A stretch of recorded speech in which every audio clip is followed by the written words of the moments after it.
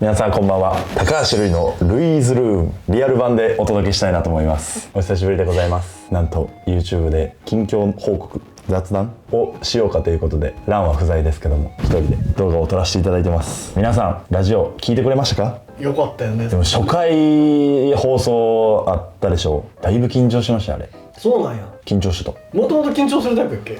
ちょっとなんかこう頭の中整理して入るっすけど、基本台本とかあんま読まへんから、自分で喋るからね、読むっていうのもこうちゃんとしたのは初めてやからしゃべくりとか出していただいた時もあれ台本一応あってもそんな流れやから、その自分が回す側になったのって初めてやから、これラジオでも話してたと思うんですけど、それはなんか新たな感覚やし、手が使えないですからね。こう言うててもあれなんで。でもやっぱ一番はラジオネーム何々さんがやっぱ一番おもろいっすよ。好きやわあれだけでええんちゃうかなと思うんでね、あれ全部読みたいっすね。取らへんくても何のメッセージが来てるんか欲しいっすね。スタッフがね厳選して、最初の収録の時はもう 4,5 枚ぐらい置いてたけど、自分が1個に対してめっちゃ喋るから3個もいけてない、2個ぐらいしかいけてなかったんでね、全部読みたいなっていう感じなんですけどね。ぜひlui@mbs1179.com お届けいただけたら、一応概要欄に貼ってます。メールで送ってくださいね。この間サントリーふるさと納税の1日体験できるみたいなのやるんですよ。練習に6人ぐらい参加してっていうのは月1回そうあるんですよ。この間来はった1人が呼んでいただきましたって人やって、ラジオ初回でしかも初回でありがとうございますみたいな。いやもうありがとうございます。本当に初回のラジオで言ってたと思うんですけど、自分の声聞いて、25時っていう時間帯なんでね、聞き終わったらもう寝てしまってるぐらいな感覚で聞いてくれたら嬉しいですって言ってたと思うんですけど、もうリアルにコメントでいただきましたね。リアルに寝ちゃいましたって言って次の日か配信で聞けるんでね、もう一回聞きましたみたいなのとか。結構いろんなんで聞けるかな。ラジコ、ポッドキャスト、Amazon Music、Spotify も聞けます。地上波放送だけ多分自分が選んでる音楽が流せるんですよ。なんかいろんな諸事情で、そのポッドキャストでは多分今日はこの音楽ですとか言ってると思うんですけど、音楽自体は多分カットされてるのかな。曲もルイ君が選んでるの？選んでます。次何にしようかなって今考えてます。いろんなバリエーションの曲を選択していきましょうか。ルイーズルームなんで、もう家にいる感覚で家にいるいやもうちょい関西弁出していかなあかんですね。やっぱね標準語出ちゃう。ラジオ結構標準語やったな。出てた。でもやっぱランとか関西の人喋ったらやっぱ関西弁出るでしょ。英語と切り替わるみたいな感覚なもんなんですよ。英語喋れへんけどなもうルイーズルームなんで、もう家にいる感覚でできる幅も広いなと思ってます。バレエの真面目な話もしたいなと思ってるし、どうでもいい話もしたいなと思ってるし、初歩的ななんかルール説明とかもいいかもしれんし。それずっと言ってるけど、そろそろ YouTube で撮りたいです。今やってもらえるって結構前に撮ったじゃないですか、1回。そろそろ僕らもちょっとまた聞きたいこと聞きたい。出てきてるわ。ルールも変わってますからね。 SV リーグ2シーズン目なってせっかく喋ってるし、今の説明して説明する何も今日ボードも何もボード持ってきてあんの？あるってさすがやな。ボード持ってきルールやっちゃうわ。もありがとうございます。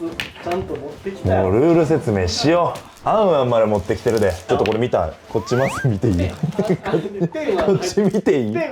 皆さんあん買ってくれましたか？中めっちゃ良くないですか？ほんまにかっこいい。かっこいいわ。みんなすごいよね。いやもう関さんがちょっとこれギャップ？かっこいいよな。ギャップこれかっこいいな。すごいよ。言葉で説明してあげて。じゃん。この各ポジションのね、頭脳やっぱ関田選手じゃないですか。セッターなんでね、その関田選手がこう指示を出してる写真、自分がこう聞いてる聞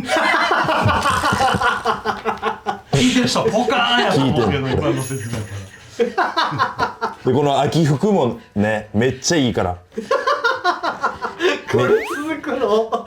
はい終わりで、何やったっけ、ルール、新しいルールの説明しましょう。 SV リーグまずは、チャレンジシステムが1試合で3回やったんですよ、トータル。それがセット2回使えるようになったんですよ。だからチャレンジできる回数が増えてる。去年よりも簡単にというか使いやすくなってるっていうのと、あとプレーで言うとダブルコンタクトがなくなってる。セッターの戦術的に言うと、今までアンダーでいってたようなボールとかがオーバーで思いっきりブワーンって持っていきやすくなってる。ドリブルってめっちゃ厳しかったんですよ。ちょっとでも回ったりとかしたら、まあでもこれって審判の判断基準によるんですけど、ガーってドリブルってあるんですけど、それが緩和された。でもボールが回って相手コート越えたらダメなんですよ。越えへんかったら基本的には大丈夫。基本じゃ取られにくくなったんです取られよね。ピーってこうドリブル吹かれるっていうのが緩和された。ていうかほぼないよね。ほぼない。 VNL とか見ててもこう汗ですっぽ抜けることたまにあるじゃん。それでもあんまり吹かれない。これですっぽ抜けて頭とかに当たったりしたらあかんけど、それでも吹かれることがなくなったと。あと変わったので言うと、ポジションチェンジができる。6人ローテーションあって、相手がトスを上げる。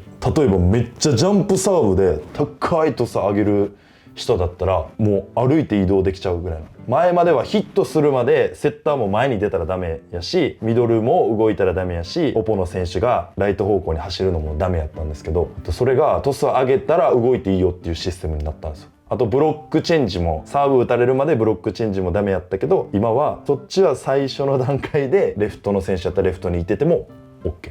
それはもうトス上げる前から移動しててブロックに関しては OK。ブロックチェンジっていうのはしたらあかんかったんですか？そう、ライト側にいるときはこう真ん中の方に集まってとかよく見てたでしょ。スクリーンもダメになりましたから、もともとはダメやったかな。レフトの選手がこのライトの S2 ポジションにいたとして、サーブ打たれてからこっちに移動してたんですよね。今まではこうやって入れ替わってたけど、それを先に入れ替わっていいと。なんですごいその戦術がまず変わるんですよ。一つ言うとレセプション、リベロの選手がこっちにいるとします。こっちにアウトサイドで並んでたら、オーソドックスに言うとリベロの選手にサーブそんな狙わないんですよ。だからこっち狙うじゃないですか。こっちに2人いたらサーブをねって言った時にトス上げたら移動できるんで、ここが入れ替わるんですよ。これは去年までないシステムやったんで、だからリベロが真ん中に来れるっていうシステムを作ることができる新ルールで、より拾いやすくなる。つながるってことよね。そう、リベロが真ん中に来た方がリベロが触れる守備範囲が広くなるんで、パスが返りやすくなる。なんで戦術が変わってくる。これ間違ってたら本当すいませんね。ミドルの選手がこっち側にいる時にサーブトス上げたら動けるんで、もうこっちに移動できちゃうんですよ、走ってとかっていうのもあります。今までは打たれるまでここにいないといけなかったんで、っていうことはクイックに入りやすくなるんですよ。こっちに移動できると A クイックに入りやすくなるんです。基本やっぱ真ん中にいたいじゃないですか。真ん中にいたら A にも入れる、 B にも入れる、 C にも入れる。真ん中が一番いいんです。でもこっち側にいる時ってちょっと難しくて C の方が入りやすいじゃないですか。左利きの選手はまあいいのかなと思うんですけど、これを走るんですよ。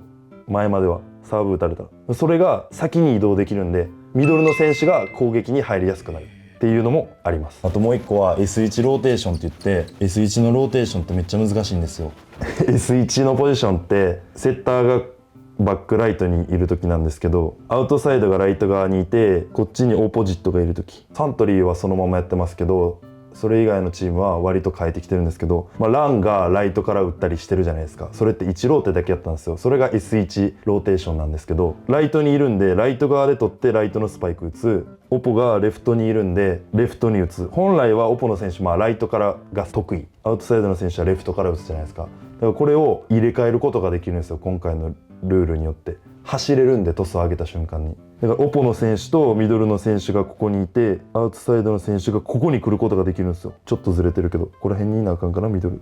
このトス上げたら走れるんで、オポジットがライト側に走れちゃうんですよ。でアウトサイドはアウトサイドはここでレセプションできるんで、こっちからこうレフトに行けちゃう。だから S1 の戦術を変えることができる。前までも変えれたんですけど、サーブヒットしてからじゃないとライト側に走れないんで、時間がないんですよ。走るの大変なんで、これが走れるようになるんで S1 の戦術が変わるというのが今シーズンからあります。それは何のメリットがあるの？オポが本来の、ライトが得意なんでライトで打てる、アウトサイドがレフトで打てる、真ん中で取ってパイプに入れる、後ろ後衛の選手が、あとここは入れ替えれるんで、リベロを真ん中にしてアウトサイドをパスちょっと楽にさせてパイプに入ることで、こっちからパイプ入るっていうのもちょっと難しいんですよ。真ん中から入る方が入りやすいんでっていうのがあります。ちょっとエースも取りにくくなってくる。そこまでじゃない。でもそれはあると思いますね。やっぱリベロが真ん中に行きやすくなるんでっていうのでありますね。あれの話し始めたら止まらへんよね、それそれはもう本業ですからね。そこはさしてください。まあ今日さっき話した話はすっごい超好きな方向けの話だと思うんですけど、これから初めて見に行きますバレーボール全然知らないですみたいな方に向けてもルール説明だったりとか観戦の時のおすすめみたいなの動画も撮れたらなと思ってますので、前にルイ君がそれやってくれてるのも好評やしな。それ見て観戦楽しかったですとか言っていただけたんで、僕らはもうほんまに分からんこと聞いてた。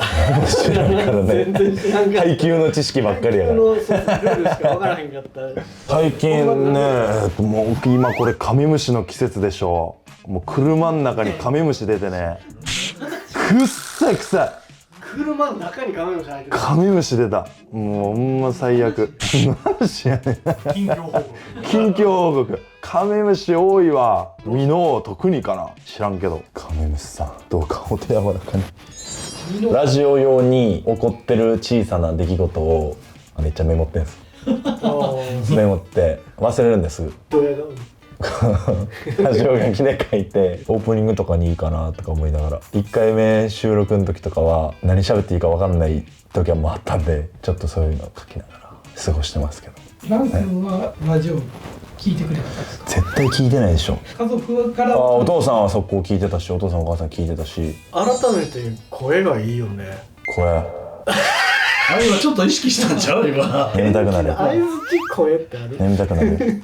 眠たくなっちゃう。心地いい。いや心地いいと思う。こっちいいですか。ララジオ向き。うん。でもやっててめっちゃ楽しいですからね。30分喋れるかな思ったけど意外といけましたね。逆になんか俺この間初めて立ち会ってしまったけど、足りてへん感じするよね。トークテーマに対してあんだけ喋れてる尺足りてない。やっぱ一つのハガキに対してすごい丁寧に答えてるから、なんか全然いけるよね。あれだけでやらせてほしい。なあスポンサーさんも募集中でございます。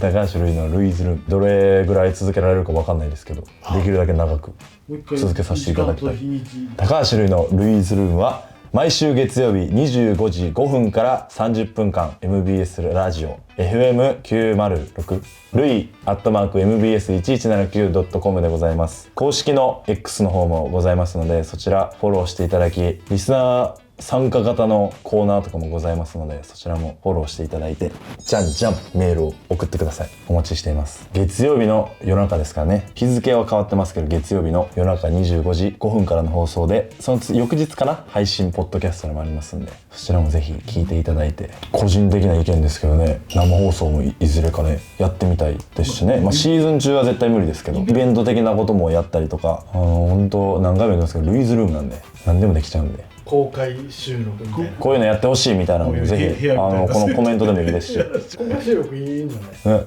みんなが京都のどっかお寺で収録しますか